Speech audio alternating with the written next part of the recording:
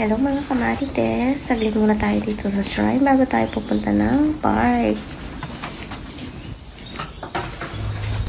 Nandito na tayo sa bungad ng park. At iyan yung pamangkin ko na pinasyalan niya kami dito sa Japan. Galing pa siya sa US. Ayan, natuwa na siya sa view kaya picture-picture na siya.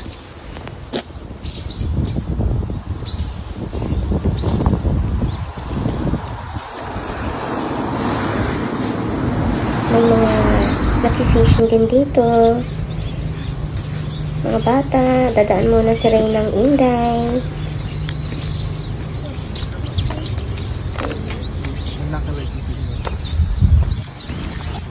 Ganyan po yung mga kulay ng mga dahon. Kung autumn season, iba-iba po yung mga kulay po nila.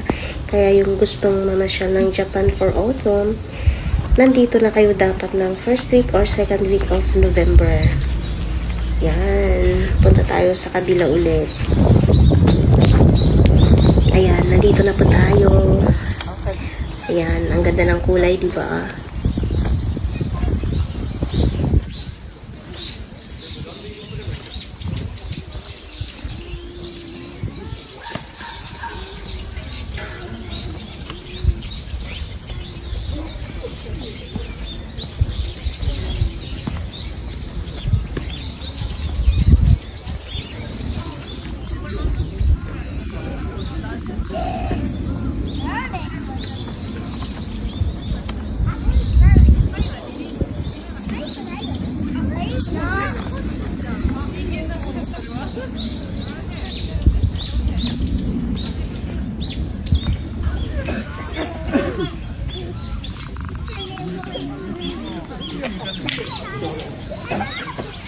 Dito naman yung rentahan ng bike kung gusto mong mag-bike. Ayan, kumuha si Habi. Babike sila.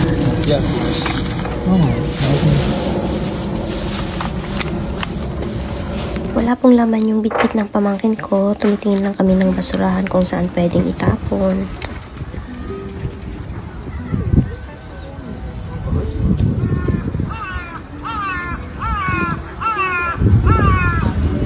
Ayan, nakahanap na yata siya ng basurahan kung saan pwedeng itapon.